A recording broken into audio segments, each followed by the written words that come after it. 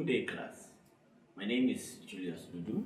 I'll be taking you through Csit 309, that is Data Network Security 1. Now, this course entails we knowing about data security in general. As far as web application is concerned, some of the topics we'll be looking at is cross-site scripting. We'll be looking at some vulnerabilities that comes with web applications. So basically, we'll be going through some modules. I'll be taking you through 13 modules, and we'll start with section 1. Now, section 1 deals with the web application security problem. Now, what is the problem? Now, at the end of this session, you'll be aware of the problem with web application security. Then I will take you through some organizations that are trying to help us overcome this problem, security problems.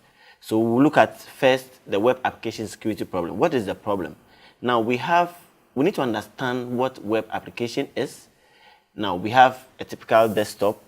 Once you have a desktop, on your desktop you have a web application. And if I say web application, we are talking about your browser, typically your browser. Now, there are some myths concerning our sites. Some people think their sites are safe.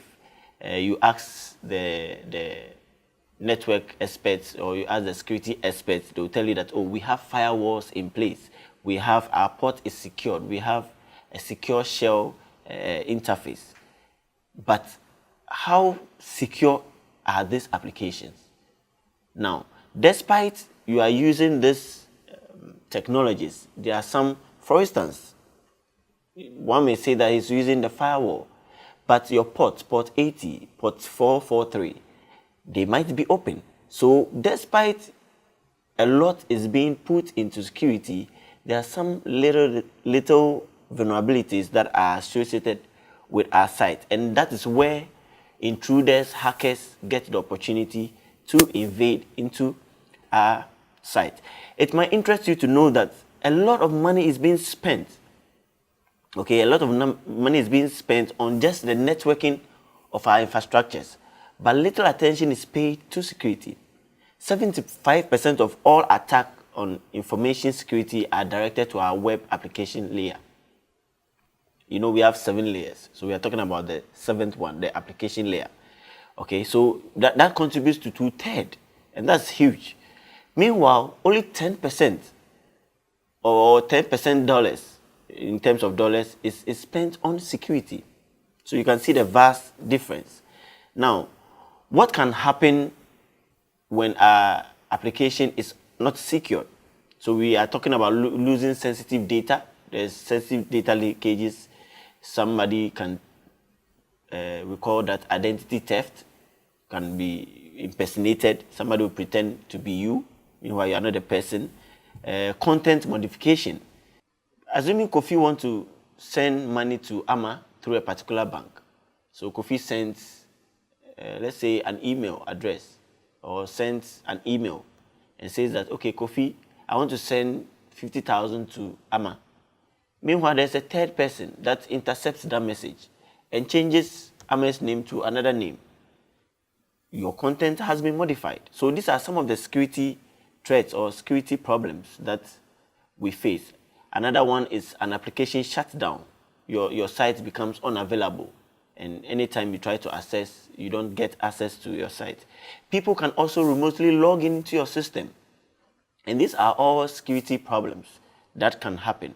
Now, talking about the cost of this application security breach is enormous. We talk about media attention, we talk about auditing. You need to even buy new security measures or try to spend extra on security again. We are talking about the Federal Trade Commission giving you a penalty to the tune of $50 million. So there's a lot of cost associated once your security has been breached, and for that matter, your web application security. Now, there are some solutions, and we can look at the external security, internal tactics, and all that. So the reality is that 2/3 of all web applications have some type of vulnerabilities. And interesting enough, we have some organizations that are helping us or are trying to help overcome this problem. The first we want to look at is the Open Web Application Security Project. This is an open source. Now, you have the slide. So I will urge you to read this particular site. Go to the site www.owasp.org. Now, you have a lot to read about concerning this organization. Now, the second group of people that we will talk about is the Web Application Security Consortium. They are into developing standards, so develop an adoption of standards. Their website is www.webappsec.org. Now, this is also in your slides. I will encourage you to go to this website and see the numerous projects that this organization has been into, only to just give us an idea of what web application security is. Now, there are some threats, and I'll first of all start with the Web Application Security Consortium. They have come with some threats. First is the authentication. Second is authorization. Then we have the client-side attacks. Authentication basically deals with your user identity. Okay, are you the one logging in? Is it your username and your password? Authentication, are you the right person supposed to be doing what you are doing at a particular time? Client-side attack. Now, if I'm accessing my PC, am I the right person accessing it? I don't have any other person coming to use my laptop or my desktop. Okay, so these are some of the threats that web application security is exposed to. We have command execution, we have information disclosure. Most of the times, clients tend to give their passwords out, their important credentials out, and this is what we are calling information disclosure. You give those informations out, and people use that intend to attack your system. Then we have the logical attack. Okay, so there are some statistics on web application security, and here too I will encourage you to go to the website provided on the slides to have more idea about some projects that has been done in this regard. It must interest you to know that there are so many vulnerabilities, and the most prevalent one is cross-site scripting. Now, we'll be talking about this cross-site scripting in our later sessions when we move on. Now, types of security test assignments. Now, we have application security test, which we call the app scan. Now, in this course, we'll be making use of the app scan. App scan is being developed by one company called IBM, and we are going to adopt that in explaining to you some security tests that can be performed. So I can use app scan to see what vulnerabilities my web application is exposed to. Now, there are some security testing techniques. Okay, we have what is called the black box and the white box. Okay, so we have the black box, the white box, then a hybrid of the two, which is the gray box testing. Now, the gray box testing is preferably used because it comprises of both the black box and the white box. With the black box, we don't need any information about the site. We don't need any login information. With the tool, we can just go ahead and analyze a site or a web application and find out some vulnerabilities. But with the white box testing, we will need some login information. We will need some information about the target. Okay. Then the gray box, like I said, is a hybrid. It comprises of the two techniques. Okay. It provides most details concerning the target. Okay. In relation to this testing techniques, white box and black box, is what we call the dynamic application security testing. Can abbreviate it as DAST. Okay, so DAST is in connection with black box testing, whilst we have static application security testing, which is more of white box testing. Now we can look at some scan inputs with relation to dynamic and static analysis. We have the assessment techniques. Okay, so with the DAST, we are looking at even tampering with our HTTP message. Now, I'll explain what HTTP is in our later session. With the two testing techniques too, we have results and outputs. Results for dynamic is more like a message, HTTP message, but with static, results are presented in codes, lines of codes. So you can see in the next slide the various issues with respect to DAST and SAST. Okay, so we are talking about dynamic application security testing and static application security testing. So take your time, read through, and see the various differences. Now, there are some security tests or methodology, for that matter, processes that one must go through once you want to identify some vulnerabilities. So we have host discovery, we have conducting a test, and we have report finding. So they are in 3 phases. Phase 1, which is host discovery, basically has to do with identity and your scope. What do I want to, which area do I want to test for vulnerability? Is it just my login screen or the entire application? Okay. Once that is done, I want to find out how to conduct that test. Do I want to detect something or do I want to attack? Now, attack in a sense that I can issue some commands to see what feedback I'll get from my website. That's kind of like attacking your own website to get feedback. And like I said earlier on, the tool mostly we'll be using is the app scan. So in phase 2, app scan will be used to conduct the test. Then once the test is completed, we have report that comes. Now this report is also in 2 phases. You can first collate the report, then finally have a write-up on the report. Okay, so we have security test environments, intrusive testing, non-intrusive testing, we have remote servers and all that.